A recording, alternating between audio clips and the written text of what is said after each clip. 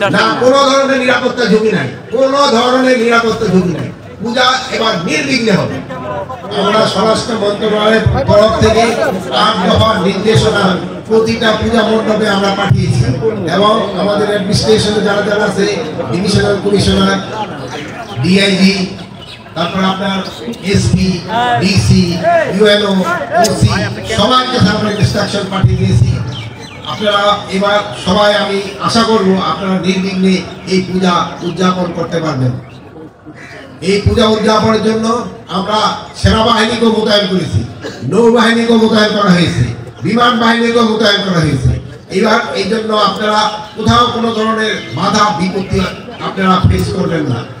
Plus আমরা এনটিএমসির মাধ্যমে যেন কোথাও কোনো কিছু হলে সাথে সাথে খবর পৌঁছে যায়, ওই ব্যবস্থা তো আমরা করেছি। আমি সাংবাদিক ভাইদের এবং অন্যান্য এখানে যারা উপস্থিত আছেন সবাই অনুরোধ করবো, পূজা যেন নির্বিঘ্নে হতে পারে, এই জন্য আপনাদের সবাই সাহায্য এবং সহযোগিতা দরকার। আমাদের এই পূজা কমিটির ভাই এবং বোনেরা তারা কিন্তু অনেক ভালো অ্যারেঞ্জমেন্ট করেছে। তারা কিন্তু নিজেরাই এখানে ভলান্টিয়ার দিয়েছে। এই ভলান্টিয়াররা কিন্তু 24 ঘন্টায় তাদের ডিউটি করবে। অনেক সময় দেখা যায় ভলান্টিয়াররা রাত 3টা থেকে হয়তো তারা পূজা হয়ে যায়। এবার আমার মনে হয় কোনো ভলান্টিয়ার কোনো পূজা মণ্ডপ ফেলে যাবে না, তারা 24 ঘন্টাই থাকবে। এই জন্য আমি এই কমিটির ভাই বোনদের আমি অনুরোধ করবো যেন কমিটিতে এই যারা স্বেচ্ছাসেবক হিসাবে থাকবে তারা যেন সবসময় উপস্থিত থাকে। এই স্বেচ্ছাসেবকরাই কিন্তু আমাদের সাথে সহযোগিতা করবে এবং তাদের মাধ্যমে কিন্তু বিভিন্ন সংবাদ আদান প্রদান করতে সুবিধা হয়।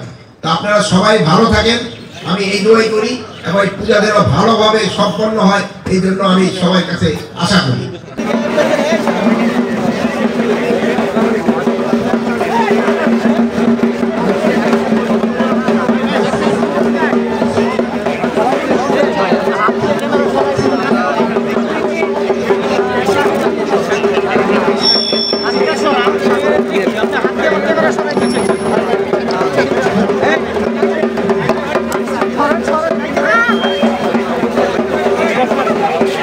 অসুবিধা তাদের সমস্ত কিছু জানার।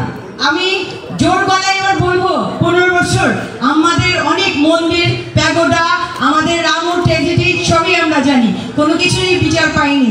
এবার